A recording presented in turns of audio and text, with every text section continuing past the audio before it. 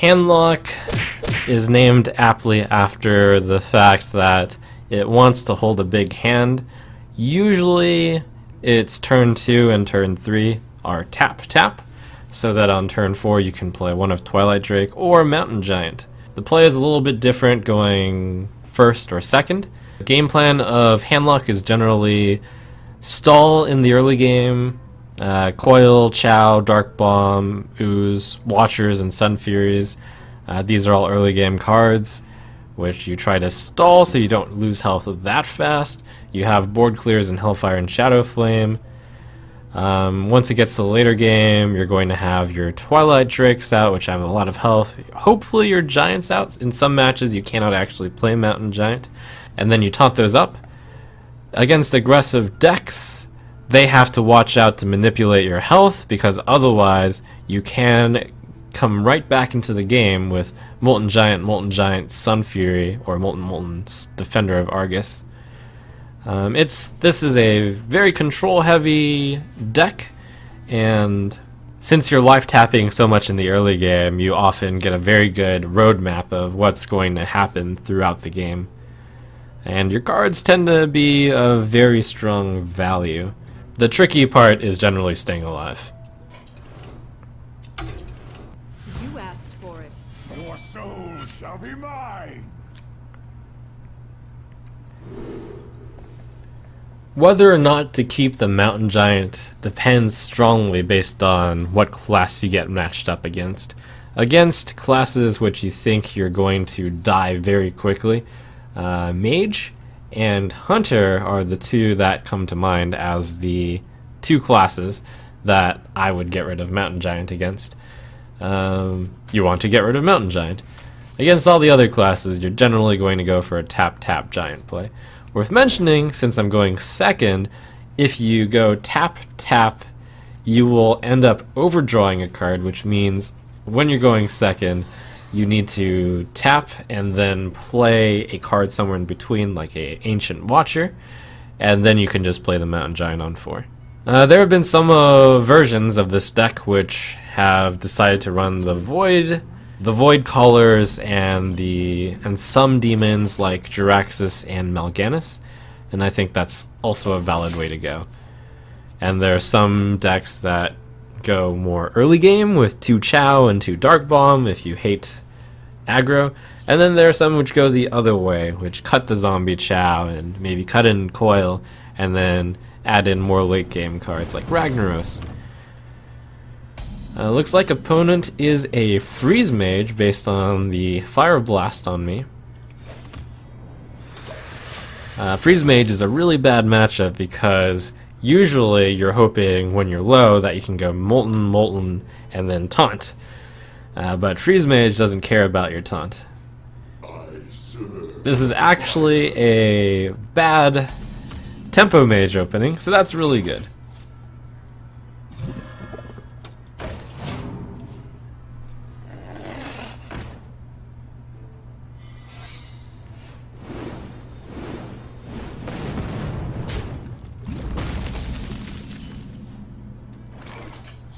The good news about the Tempo Mage matchup is the mirror entities have a lot of ways of getting triggered. For example, Ancient Watcher, which will often fizzle them, make them very ineffective.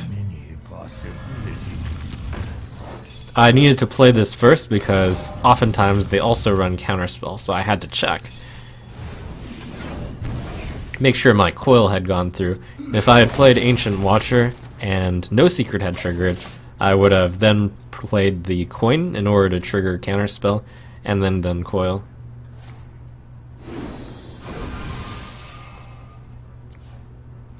I'll show them. I'll show them all. There are 2 main choices here. One is Twilight Drake, Coin, Dark Bomb, and the other is Sludge Belcher. The bad news about Twilight Drake, Coin, Dark Bomb is looking ahead to turn 6. That would mean the turn 6 play would probably be Sludge Belcher, which would be a little bit off curve. But this is just too big a threat, I'd say.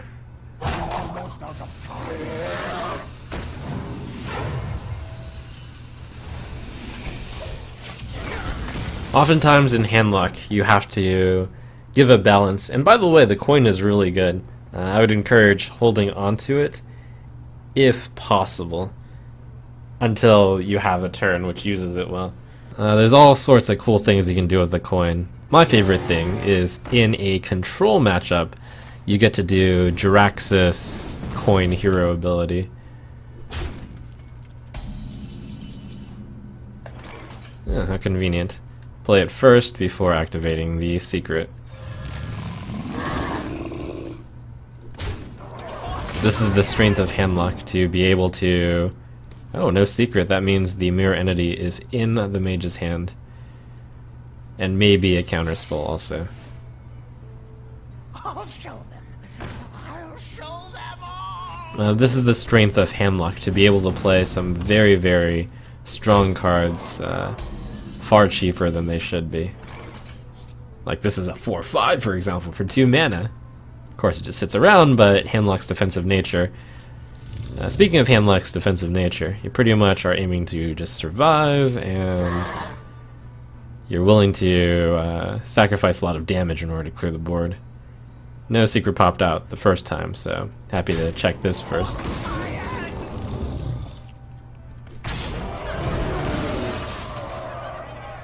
And we'll need to check for the mirror entity, so here's another Ancient Watcher. Knock yourself out.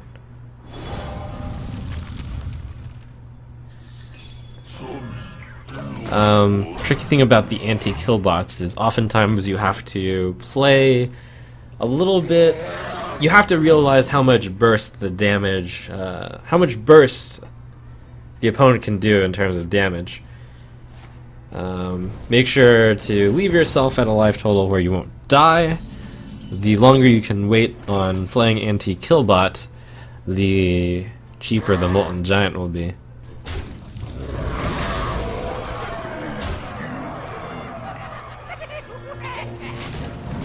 I should have Worldly Blade something for +1. Oh well. I serve the Fire Lord.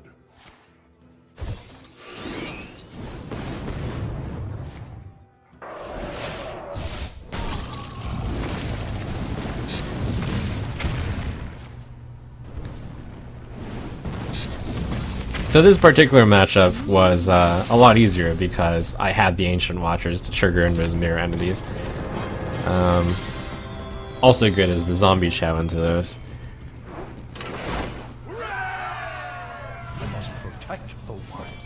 The Druid matchup is one in which Mountain Giant on turn 4 is a real possibility. Against an aggressive deck, you would want to keep Zombie Chow. However, in this matchup, when you're going first, you cannot play Zombie Chow on turn 1. Unless you're up against an aggressive deck and you plan on contesting them with cards like Zombie Chow and the Ancient Watcher. Like, if it was Hunter, I'd absolutely keep Zombie Chow. But against Druid, the game plan is simple. Turn 2 tap, turn 3 tap, turn 4. Hopefully I have a Mountain Giant or a Twilight Drake. And your odds of having the Twilight Drake or the Mountain Giant on turn 4 are rather high, since you go through your first 3 cards in a mulligan, then you draw 3 more ones, and by the turn you get to turn 4, you're supposed to have like 9 cards in hand.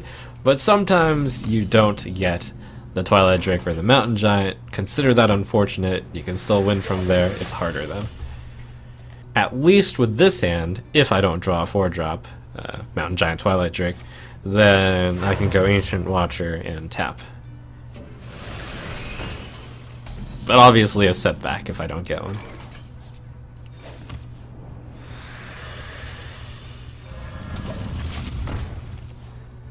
And this will go into turn 5 Sludge Belch, and then hopefully by turn 6 I'll actually have something. There's some good news and some bad news. The Molten Giants are difficult to use against Druid because they can just combo you from the health. So actually there's very little good news right here. I have no time for games.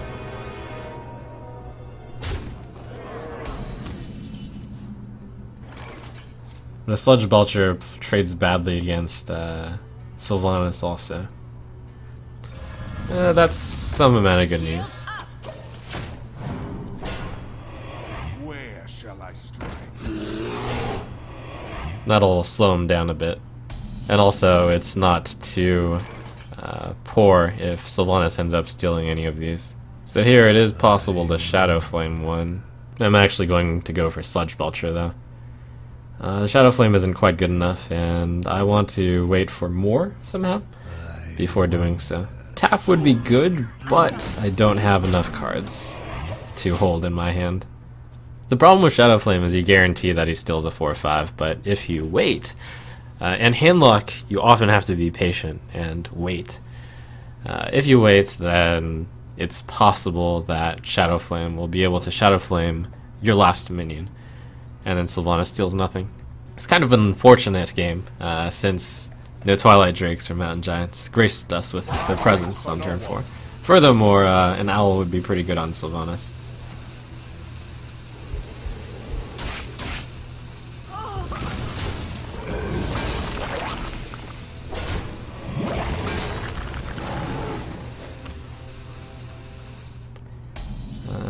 Druid's keeping their Sylvanas. It's an Owl. That's some good news. One of the things to this deck isn't really for the faint of heart, because oftentimes you have to tap when you may not feel comfortable tapping, but tapping is leading you towards victory in two ways. One, you often do need the cards.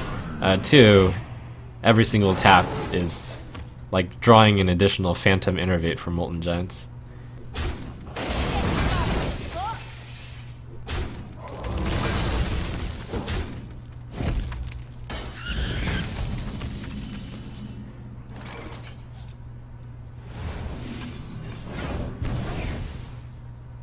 Aha, finally.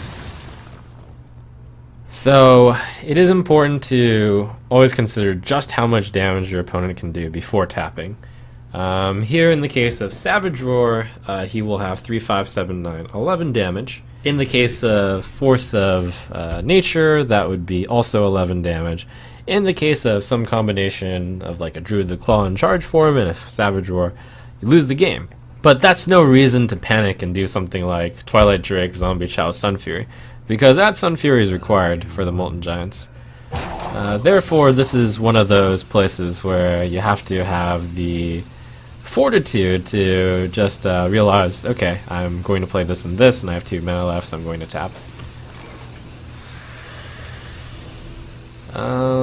And I'll actually play this and this over that.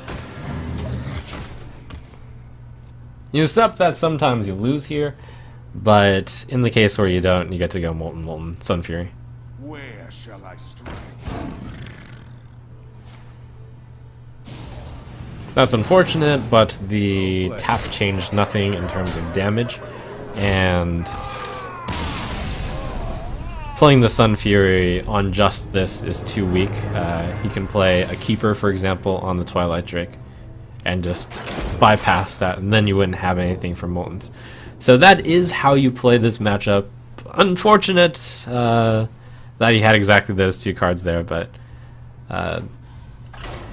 be brave, and don't let the fact that you sometimes lose those haunt you. Victory or death! Your soul shall be mine! Warlock against Warrior is one of my personal favorite matchups. And probably should be any Handlock's favorite matchup, because it just matches up so well. Your hero ability draws cards, their hero ability just armors up, which you don't really care about, unless they're specifically drawing into like a shield slam.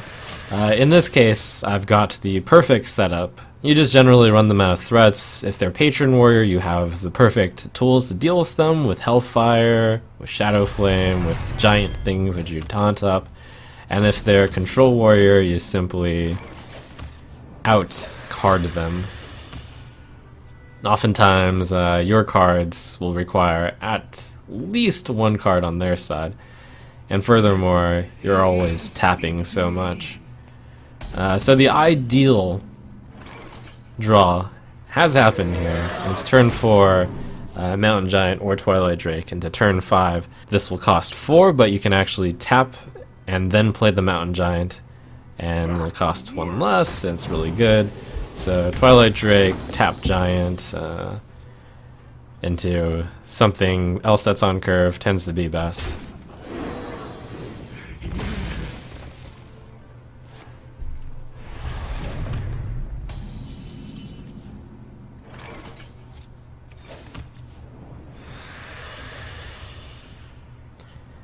One thing to watch out against Warrior, and I don't know whether this is Control Warrior or not yet, but the armor can be used to shield slam. So I'm going to go ahead and hit him so that he can't do armor up, shield slam this, or he can't do shield block into shield slam the giant.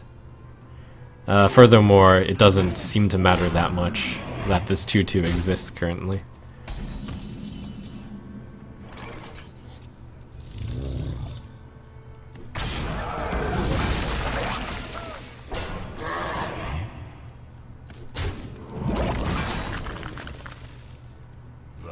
I'll go ahead and coil.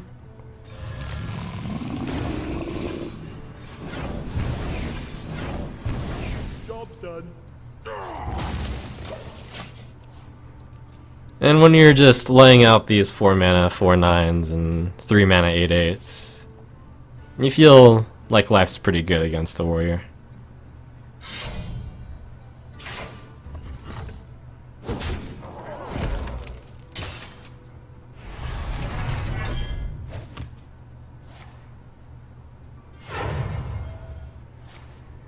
It's pretty desperate, and it's a good thing that the armor was removed the last turn. One of the things to watch out for is Brawl, which it appears he doesn't have. He also appears to not have Execute. So I'll just keep on the pressure.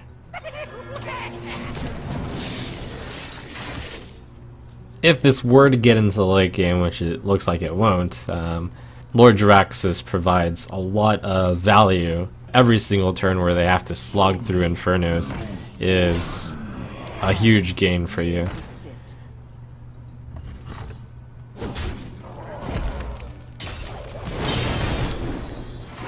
In this matchup specifically, try to save the anti-kill bots to be played right after Alex Straza is played. I don't think I have lethal yet. It's like 1 damage off. So many with the Hellfire, yep. So I'll tap in Sylvanas. In the late game, you just really want to get into the rhythm of tap and then play a card, tap and then play a card. I have no time for games. Oh, I actually missed lethal with Hellfire, Defender of Argus there. Mistake. I thought I was 1 off. But supposing that you don't actually have lethal there, you want to get into the rhythm of tap big guy, or just tap guy, and then you eventually wear them down.